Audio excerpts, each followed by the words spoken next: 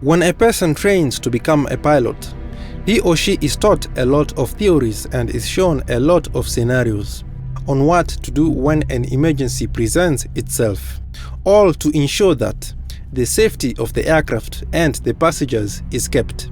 But there are those scenarios where all those trainings and all those emergency scenarios become completely useless. And that is the exact story of Far Eastern Air Transport Flight 103. Today, we are going to look at why certain chemical elements are bad when they get in contact with each other, and why this crash paved a bright future for the aviation industry. My name is Jonathan, and this is Minutes from Disaster. Stay tuned.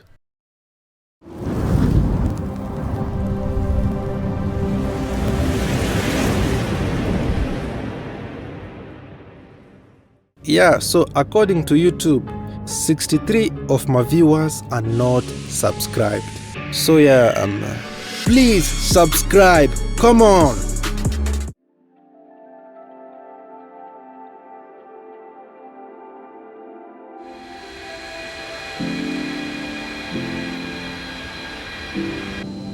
Far Eastern 103, clear for takeoff, runway 28, wind variable at 2 knots. Clear for takeoff, Far Eastern 103. Alright, takeoff.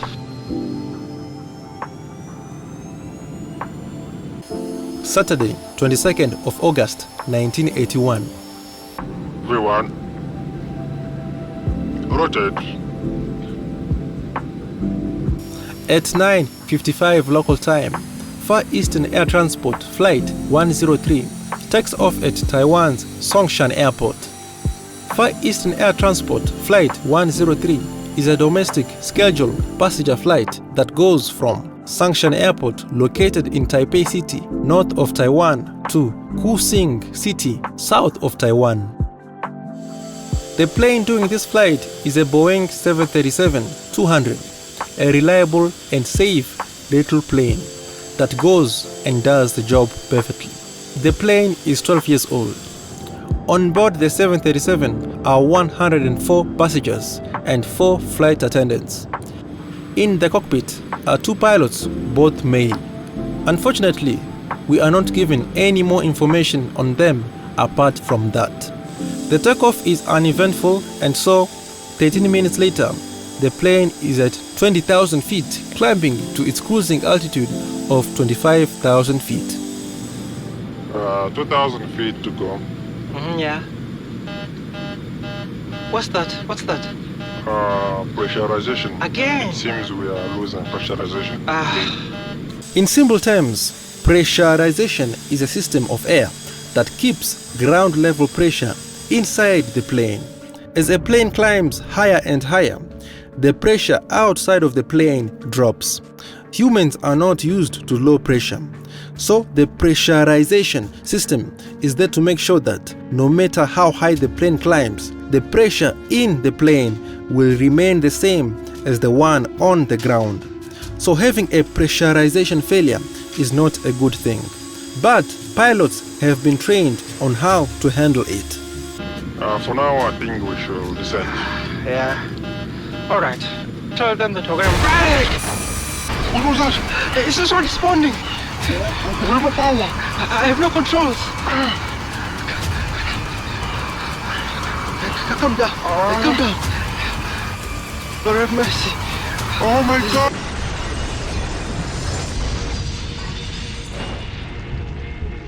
At 10:10 local time, Far Eastern Air Transport Flight 103 crashes into a mountain forest near Senyi Township, killing all the 110 people on board.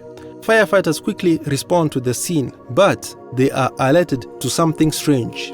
It seems that the debris of the plane did not crash in one place. It crashed all over the place, covering an area of about 6 kilometers wide around Senyi Township.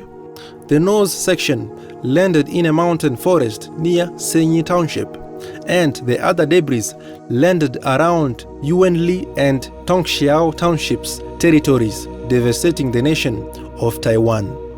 At that time, it became the deadliest air crash in Taiwan. And as for today's time, it remains the second deadliest air crash in Taiwan. So why did this popular 737-200 aircraft crash? Let us investigate. Hey, please don't forget to subscribe and to like the video. Thank you. Oh, I'm not forcing you to do it. Please do it if you want to do it. Okay, let's go back to the video. So, considering that the debris were found in different locations, it points to a total disintegration of the plane in mid-air. So the question remaining is how and why. To find out, we take a look at this plane's flight logbook and the two black boxes and see if we can find any abnormality in this 737's daily operation. The two black boxes are the cockpit voice recorder and the flight data recorder. The cockpit voice recorder records the voices in the cockpit, and the flight data recorder records the aircraft's last 30 to 60 minutes of flight parameters. After analyzing the logbook and the two black boxes, it seems that the plane kept having one problem: pressurization problems. In simple terms, pressurization or cabin pressure is a system of air that keeps ground level pressure inside the plane. As the plane climbs higher and higher, the pressure outside the plane drops. Humans are not used to low pressure, so the pressurization system is there to make sure that no matter how high the plane climbs, the pressure in the plane will remain the same as the one on the ground. According to the logbook, on the 5th of August, 17 days before the disaster, the aircraft lost cabin pressure when climbing on a flight from Taipei to Kaohsiung in Taiwan and made an emergency landing at Songshan Airport in Taipei. The plane went into the hangar to be repaired. And then 17 days later, after being repaired, on the day of the crash, the plane took off at Songshan Airport in Taipei at 7:30 local time for its first flight of the day, which was from Taipei to Mekong in Taiwan. As it climbed out, again it lost cabin pressure and made an emergency landing at Songshan Airport in Taipei at 8:00 local time.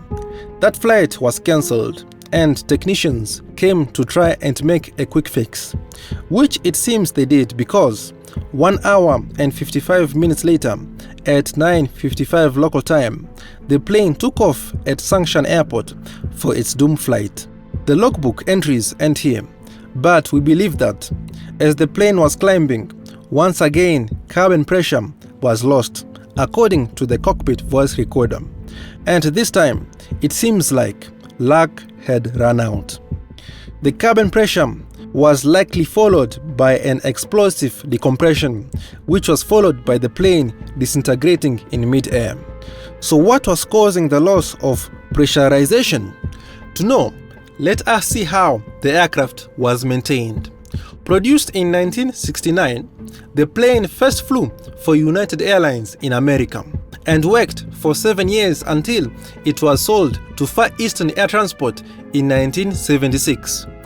In that 7-year period, the plane was well maintained. So let us see how Far Eastern Air Transport used and maintained the 737 from 1976 to 1981, 5 years.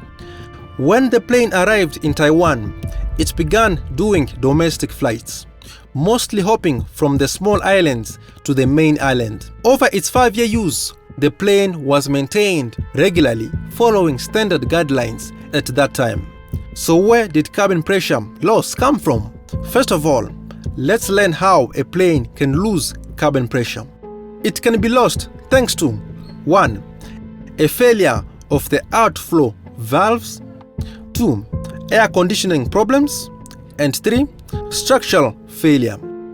A failure of the outflow valves can be caused by the outflow valve unintentionally releasing air.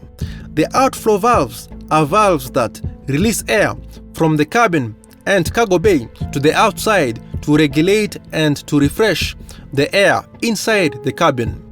Without the outflow valves, then when air is pumped into the cabin pressure will not stop increasing and will reach levels that a human cannot handle. That's why the outflow valves are also there to regulate the air so that it keeps the pressure at a normal level. But if the outflow valve stays open, then the pressure will drop, resulting in cabin pressure loss. An air conditioning problem can be caused by a malfunction in the PEC system. The PEC system is there to take the air from the engines and then to pump it into the cabin and cargo bay. If this stops, then there will not be air coming into the cabin to pressurize the plane, resulting in cabin pressure loss. A structural failure, in simple terms, is when the airframe of the plane starts to break apart or is no longer able to withstand the extreme forces of the air and breaks apart. According to the logbook, when the aircraft lost cabin pressure when climbing on the 5th of August, 17 days before the disaster, the technicians checked for a failure of the outflow valves and the air conditioner. They found nothing and returned the plane to service. But in their check, they never looked for a structural failure. Then on the day of the crash, as the plane did its first flight of the day, after takeoff, the aircraft lost cabin pressure when climbing. Once again, the technicians checked for a failure of the outflow valve and the air conditioner and found nothing and returned the plane to service. But again, they never checked for a structural failure. They just changed parts in the air conditioning system and gave the go-ahead for the aircraft to fly. Then, as the plane took off and climbed, things did not end well, as you know. So the probable cause points out to a structural failure. So how did a structural failure cause pressurization problems and make a 737-200 disintegrate in mid-air? To know that, we need to look at how the plane was being used. The plane was mainly doing short flights from island to island, carrying passengers and cargo, all normal. But since it was living and operating in an area close to the ocean, salty water must have played a role in this. And it seems that the cargo that was being loaded into the cargo bay was most of the time salty, wet fish packed in boxes when the season and demand was high. And yes, they were packed in boxes. At that time, regulation on what and how you carry goods in the cargo bay were not strict as today, especially in Asia at that time. So, we get salty water and solid metal. These two things do not get along very well. When you join the two of them together, we get a reaction that makes the solid metal start to have corrosion and rust, which makes the solid metal very weak. And in aviation, all materials need to be at their strongest, or else disaster will happen. Okay, so first of all, we can ignore the salty water from the ocean, because yes, it will accumulate on the body of the aircraft on the ground. But when the plane will fly away, the salty water will be blown away by the wind. So the only thing we can look at is the salty water from the fish boxes in the cargo bay. Like I said, salty water and metal don't go along when together. So, as the boxes filled with wet salty fish were thrown into the cargo bay, salty water started to leak into the cargo bay. And as the boxes were removed, the salty water that leaked remained and started to corrode the metal in the cargo bay, effectively making them weak. So day after day, the remaining salty water corroded the metal more and more, and the rust started getting deeper and deeper. And so over a period of 5 years, the corrosion in the cargo bay got so worse that it reached the bottom of the aircraft. And then on the 5th of August, 17 days before the disaster, a small hole was created through the fuselage from the cargo bay to the bottom of the plane, giving air a passage to go out of the aircraft, and thus causing a cabin pressure loss. The technicians tried to repair the fault by changing the air conditioning system, which for some reason worked for 17 days. But then, on the day of the crash, as the plane made its first flight, the small hole was reopened and once again cabin pressure was lost. Thinking that it's again an air conditioning system fault, the technicians changed some parts of the air conditioning system and gave the go-ahead for the plane to fly. And so, as the plane climbed, air started flowing out again, but this time the pressure was greater. The other times when cabin pressure was lost, the plane was at lower altitudes, but this time the plane was at 22,000 feet, which resulted in the small hole that was created by corrosion to start receiving a lot of pressure, making it expand, which resulted in a chain reaction that sliced the plane in half, separating the nose section and the back section. The nose section dropped and the back section climbed. As the back section climbed, the stress became worse and the tail section broke off, making the plane into 3 parts. All of them disintegrated even more as they fell to the ground and ended up at 3 different locations. This plane was brought down by salty water and maintenance error. As a result to the crash, regulations on how each cargo and whatever cargo can be transported became more strict. More regular maintenance on the aircraft structure became more frequent to prevent such a disaster to never happen again. A few months after the air crash, Far Eastern Air Transport and the Miaoli branch of the Buddhist Association of China built a memorial pavilion in honor of those who were lost in the crash. Now, with this information, let us go year to year, month to month, day to day, hour to hour, minute to minute to see the chains of events. April 1976, 5 years and 8 months from disaster. The plane is bought and arrives into the hands of Far Eastern Air Transport and immediately starts working on domestic flights. In these domestic flights, the plane starts transporting boxes of wet and salty fish across Taiwan. But because the fishes are kept in boxes, salty water from them starts to drop to the floor in the cargo bay. And since for some reason no cleanup was done, the salty water stagnates in the cargo bay. And since the cargo bay is made out of metal, the salty water starts corroding the metal slowly. As time passes by, the corrosion starts to go deep into the walls and starts to make a hole. After 5 years of corrosion, on the 5th of August 1981, 17 days from disaster, a small hole finally appears, causing a cabin pressure loss at around 12,000 feet. The plane makes an emergency landing and goes into maintenance. After the maintenance, the plane goes back and flies normally again, but with the corrosion hole getting bigger and bigger. 17 days later, on the 22nd of August at 7:30 local time, 2 hours and 40 minutes from disaster, the plane makes its first flight of the day. As it climbs, cabin pressure is lost at around 13,000 feet. The plane makes an emergency landing at 8:00 local time, and this time the technicians come to the plane to try and make a quick fix.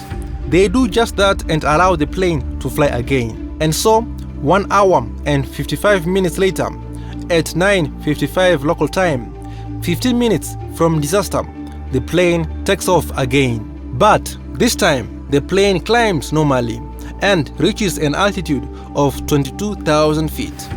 At 10:09 local time, 1 minute from disaster, at that altitude and speed, the pressure difference from the cabin to the outside is so high that the hole could no longer support the stress, causing a cabin pressure loss. The hole started getting bigger, and it did not stop getting bigger.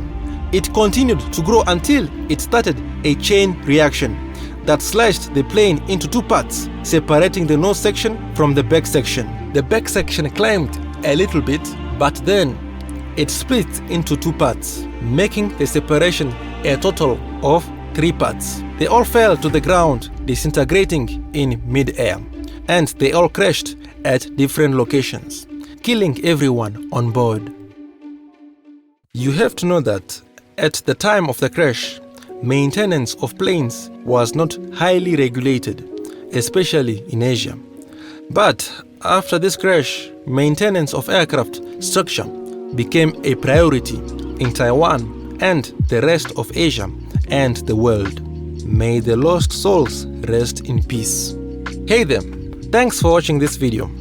Before you go, if you enjoyed this video, don't forget to share, like, and to subscribe, the most important one. Don't forget to check out other things in the description. If you have more time, I would like to invite you to check out my other videos on your screen right now. See you next time. Bye.